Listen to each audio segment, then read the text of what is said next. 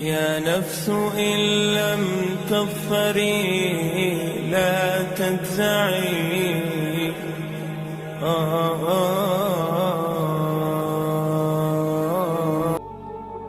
My brothers, we have to understand fear of Allah is a condition of proper iman.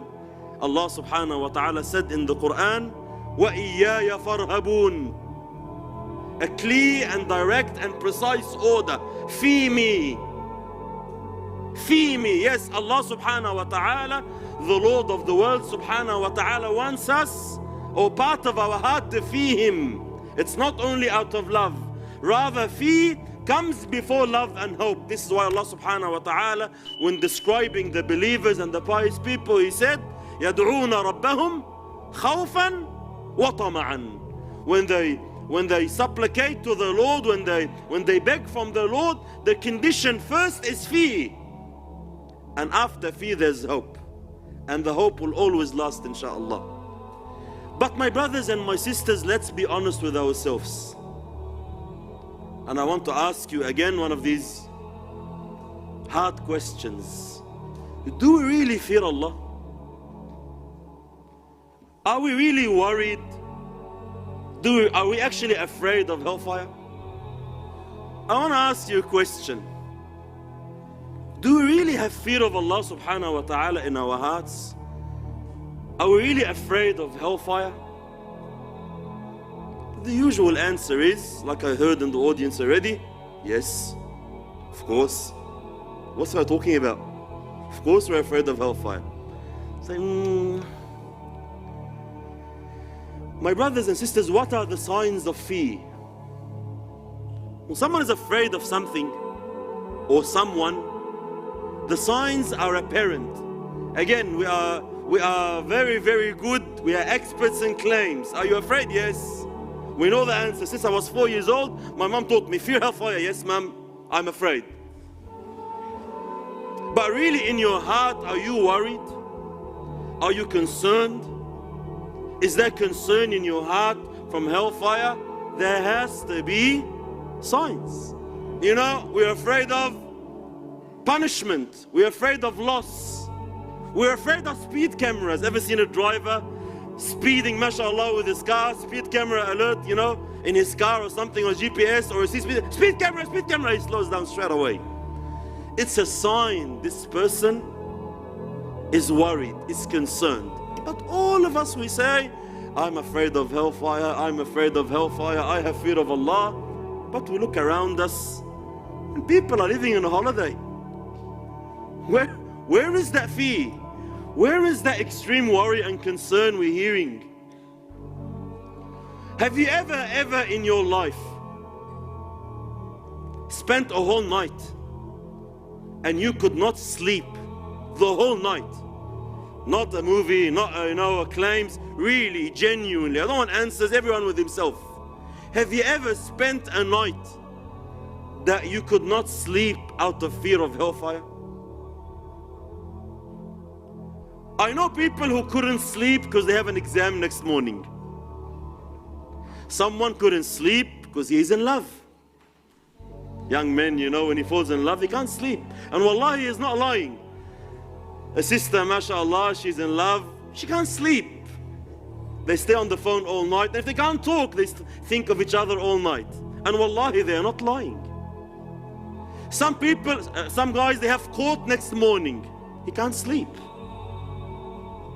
When was the last time you could not sleep at night because you have fear of Allah subhanahu wa ta'ala in your heart?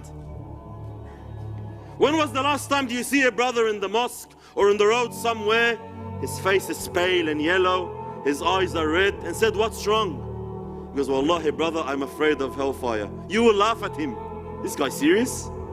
I think he's overdosed from the event.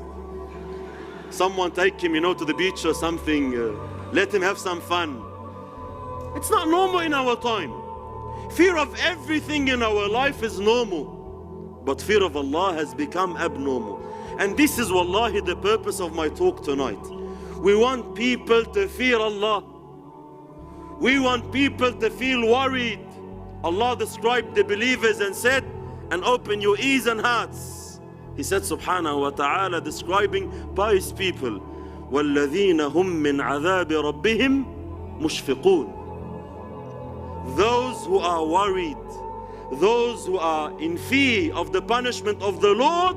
And Allah followed it by an ayah saying, إِنَّ عَذَابَ رَبِّهِمْ غَيْرُ مَأْمُونَ. Verily, my brothers and my sisters, no one is safe from the punishment of Allah.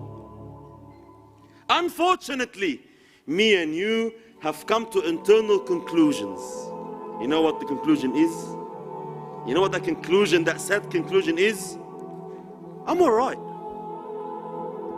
Really, man. Ask your heart genuinely. Come on, man. Am I really going to go to hellfire? Like, Habibi, I pray, I fast, I went to Hajj last year. If I go to hellfire, what's going to happen to the rest of the ummah? People are clubbing, you know, drugs, this, that, falling in sin, falling in zina. I'm going to go to hellfire. Alhamdulillah, I'm all right. This disease is very dangerous. Why is it dangerous, my brothers and sisters? Why is this disease dangerous and it's widespread? If you look deep in your heart you will find that part of you doubts that you will be punished. This is why we talk about hellfire and the words are going, you know, every direction, but on my ears, what? He's talking about the kuffar. Alhamdulillah, man. Wallah, I'm alright. Wallah, I'm not that bad. When you look at the Sahaba radiallahu anhum, you find the great companions. Abu Bakr, Umar, Uthman, Ali radiallahu anhum ajma'een. People the Prophet of Allah himself told them, gave them glad tidings, you are going to Jannah. Yani, part of his belief now is to trust that he will not be punished. But after all of this, they still had fear of Allah in their hearts. They still couldn't sleep at night. They were still worried of facing Allah on Judgment Day.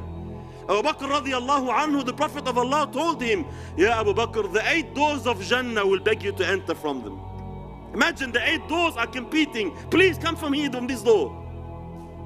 Umar radiallahu anhu, the Prophet of Allah said, when you take a path, shaitan picks another road and walks in it.